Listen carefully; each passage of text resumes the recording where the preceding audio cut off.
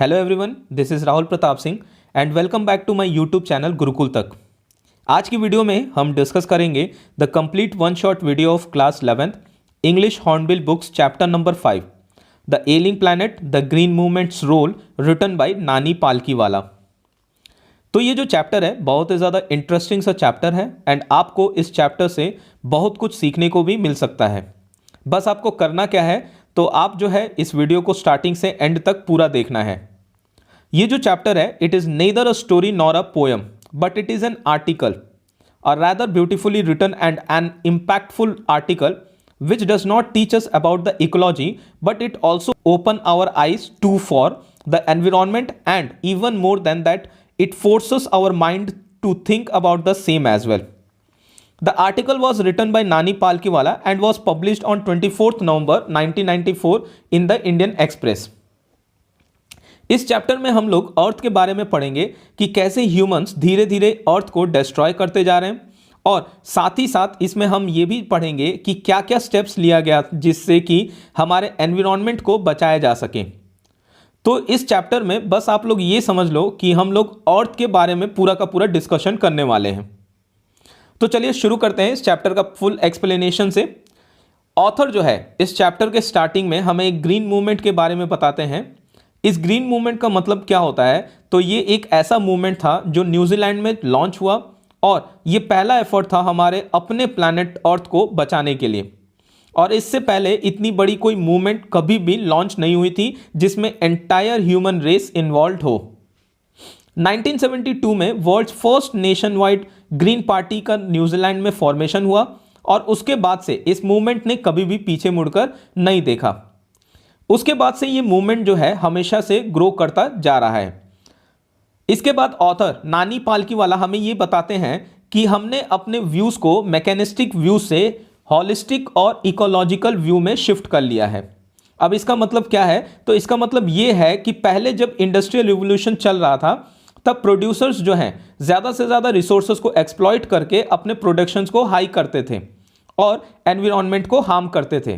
पर अब जो है हम हॉलिस्टिक और इकोलॉजिकल व्यू में शिफ्ट हो गए हैं जिसमें हम फर्स्ट प्रायोरिटी अपने एनवायरनमेंट को देते हैं। नेक्स्ट ऑथर हमें यह भी बताते हैं कि ये शिफ्ट जो है ह्यूमन परसेप्शन में इतना रिवोल्यूशनरी था, जैसे कि जब कोपरनिकस ने 16th सेंचुरी में हमें ये बताया कि अर्थ और जो बाकी के जितने भी प्लैनेट्स हैं वो सारे के सारे क्या करते हैं, रिवॉल्व करते हैं सन के अराउंड। इस मूवमेंट के कारण पहली बार ह्यूमन हिस्ट्री में वर्ल्ड वाइड कॉन्शियसनेस ग्रो कर रही है कि अर्थ भी क्या है, एक लिविंग ऑर्गेनिज्म है और हम इस ऑर्गेनिज्म का एक छोटा सा पार्ट है और इस ऑर्गेनिज्म की भी कुछ नीड्स है। जिस तरीके से हमारी कुछ नीड्स है वैसे ही इस ऑर्गेनिज्म यानी कि अर्थ की भी कुछ नीड्स हैं और कुछ वाइटल प्रोसेसेस हैं जिसे हमें रेस्पेक्ट करना चाहिए और इसको प्रिजर्व करना चाहिए। इसके बाद ऑथर हमें यह बताते हैं कि जो भी साइन हमें अर्थ देती है, जैसे कभी कभार अर्थक्वेक आ गया, कभी ड्रॉट का आना, तो कभी फ्लूड का आना, ये सब चीज़ों से हमें ये पता चलता है कि अर्थ की कंडीशन जो है एक पेशेंट की तरह हो गई है और इसकी हेल्थ हमें ह्यूमंस के कारण, मतलब कि ये जो पूरा का पूरा जो ये कंडीशन है अर्थ का, ये किसके कारण है, तो ये ह्यूमंस के चलते हुआ है। और वो भी कैसे, तो लगातार जो है हम क्या कर रहे हैं, इसको एक्सप्लॉइट करते जा रहे हैं जिसके कारण इसकी जो कंडीशन है यानी कि अर्थ की जो कंडीशन है वो क्या हो रही है, लगातार डाउन होती जा रही है। इसी के चलते हमें अपनी एथिकल ऑब्लिगेशंस के बारे में रियलाइज होने लगा, मतलब जो सही चीज़ें हैं वो ह्यूमंस को फॉलो करनी चाहिए कि हमें इस प्लैनेट को अच्छे से एक ऑर्गेनाइज्ड मैनर में चलाना चाहिए और ये हमारी रेस्पॉन्सिबिलिटी है कि हम इस प्लैनेट के रिसोर्सेज को हमारे नेक्स्ट जनरेशन को भी हैंड ओवर कर सके जिससे कि वो भी इसका यूज़ सस्टेनेबली कर सकें। इसके बाद नेक्स्ट ऑथर हमें ये बताते हैं कि world commission on environment and development ने एक कॉन्सेप्ट को इंट्रोड्यूस किया जिसका नाम था सस्टेनेबल डेवलपमेंट और ये कॉन्सेप्ट 1987 में बहुत ही ज़्यादा पॉपुलर हुआ था। जितने भी स्टूडेंट्स इस वीडियो को देख रहे हैं आप सभी को सस्टेनेबल डेवलपमेंट के बारे में पता ही होगा क्योंकि इसे आपने क्लास 10th में भी पढ़ा है।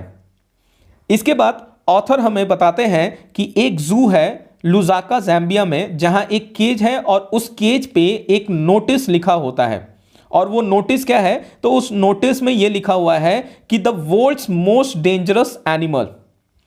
अब उस केज के अंदर कोई जानवर नहीं है, कोई एनिमल नहीं होता है, बस उस केज के अंदर क्या है, एक मिरर रखा हुआ है और उस मिरर में हमें अपनी ही इमेज दिखती है, जिससे कि हमें यह रियलाइज होता है कि इस दुनिया के सबसे खतरनाक जानवर कौन है, तो वो हम ही हैं।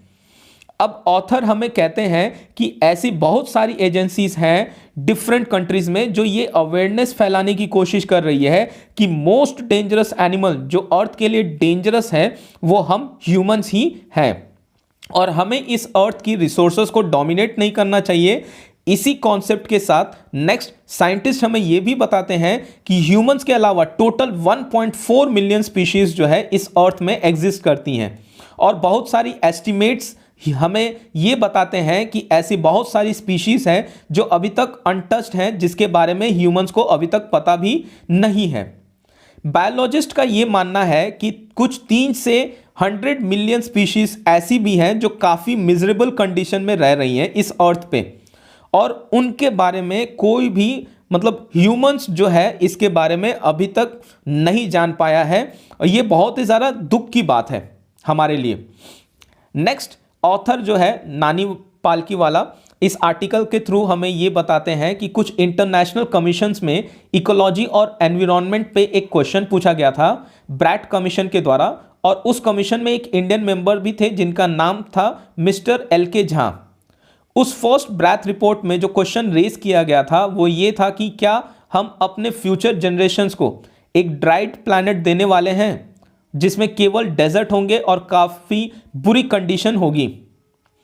इसके बाद में ही लेस्टर R. ब्राउन ने अपनी book the global economic prospects में ये पॉइंट आउट किया था कि अर्थ के 4 प्रिंसिपल बायोलॉजिकल सिस्टम हैं, fisheries, forest, cropland and grassland.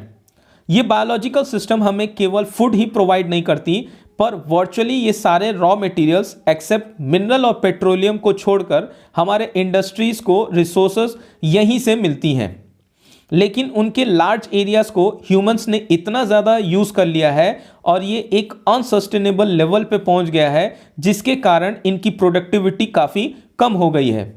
और जब ऐसा होता है तो फिशरीज कोलैप्स हो जाती हैं, फॉरेस्ट डिसअपियर हो जाते हैं, ग्रासलैंड कन्वर्ट हो जाते हैं बैरन लैंड्स में और क्रॉपलैंड्स क्या हो जाते हैं, डिटेरियोरेट हो जाते हैं। पुअर कंट्रीज में भी लोकल फॉरेस्ट जो है उनको हाई रेट में खरीद लिया जाता है ताकि फायरवुड कुकिंग के लिए अवेलेबल हो सके। कुछ प्लेसेस में तो फायरवुड इतना महंगा हो गया है कि पुअर्स को उसे खरीदने में बहुत ही ज़्यादा मुश्किल हो जाती है।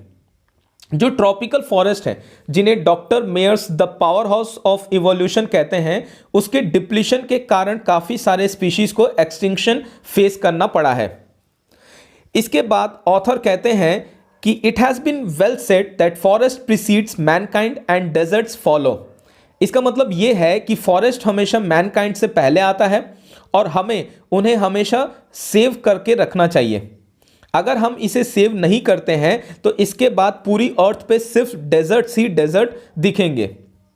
नेक्स्ट ऑथर ये भी कहते हैं कि जो हमारे वर्ल्ड के ट्रॉपिकल फॉरेस्ट हैं जो हमें एंशिएंट टाइम में मिले हैं वो 40 से 50 मिलियन एकर्स पर ईयर बहुत ही ज़्यादा डिटेरियोरेट कर रही हैं।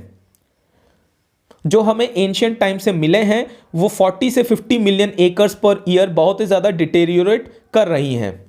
फिर राइटर इंडियन कॉन्स्टिट्यूशन के आर्टिकल 48A का हवाला देते हैं। आर्टिकल 48A में कहा गया है कि स्टेट्स को जंगल और वाइल्ड लाइफ की भी रक्षा और सुधार करना चाहिए, लेकिन वे उन लॉस को सही ढंग से लागू नहीं करते हैं। लास्ट ऑथर जो है नानी पालकीवाला पॉपुलेशन के बारे में डिस्कस करते हैं इस आर्टिकल में। वो कहते हैं कि पॉपुलेशन बहुत ही हाई रेट से बढ़ रहा है। ग्रोथ और डेवलपमेंट लोगों की प्रॉब्लम्स के 2 सबसे एप्रोप्रिएट सॉल्यूशंस हैं। वो कहते हैं कि इतनी पॉपुलेशन के साथ डेवलपमेंट करना एक बहुत ही ज़्यादा मुश्किल काम है। ओवर पॉपुलेशन की सिचुएशन को कंट्रोल करने के लिए ह्यूमन एक प्रॉपर फैमिली प्लानिंग करना पड़ेगा। अर्थ पे पॉपुलेशन को कंट्रोल करना एक प्राइमरी और मेजर नीड है।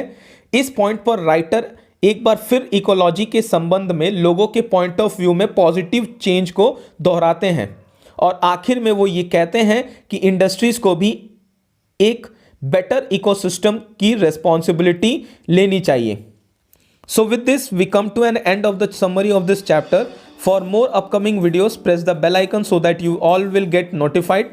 So thank you for watching this video. I hope you like this video and it is useful to you. बहुत सारी और भी वीडियोस के लिए do subscribe my channel Gurukul तक. So with this is Rahul Pratap Singh signing off and till we meet next, take care and goodbye.